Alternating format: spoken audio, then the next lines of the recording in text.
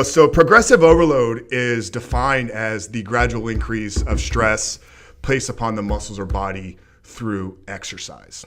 So let's break that down and let's think about what that really means. And most people assume progressive overload is simply adding more weight to the bar or more weight to a machine. And preface everything we speak about today, this is for people that are looking to build muscle. Progressive overload for strength training, progressive overload for powerlifting, progressive overload for athletic performance, and progressive overload for muscle building or hypertrophy are all defined and should be approached a little bit differently. And this is where a lot of people have it wrong. This is where a lot of people have it wrong, because simply taking the approach of increasing stress or increasing load means all I'm focusing on is moving more weight.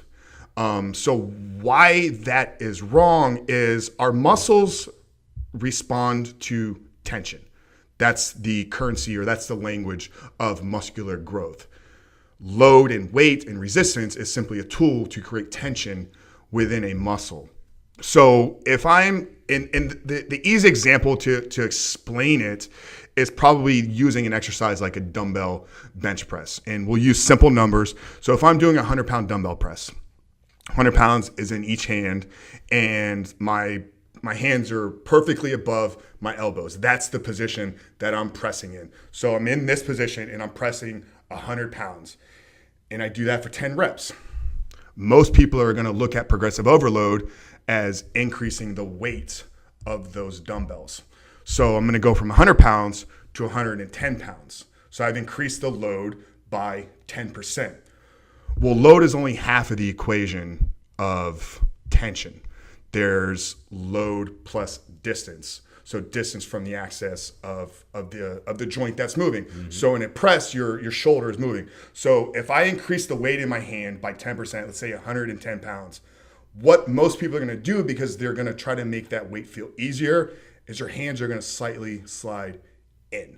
So now I've decreased the distance from the joint that's moving. So if that distance is greater than 10% moved in, now that makes up for that 10% increase in load. Exactly. So have I done any more load or placed any more tension through my chest? Absolutely not. Same thing can be applied as if my elbows are perfectly perpendicular out from my body, but because my body wants to make it feel easier, I dip my elbows in. Which is more powerlifting Which style. is more powerlifting. You're incorporating more front delt. You're incorporating more tricep into that movement. If that move is greater than 10%, once again, that negates the increase of the load. So that's where most people have it wrong. They simply think if I increase the load, I'm increasing tension, and it's not. There's so many other variables that need to be accounted for first before you can look at increasing the load.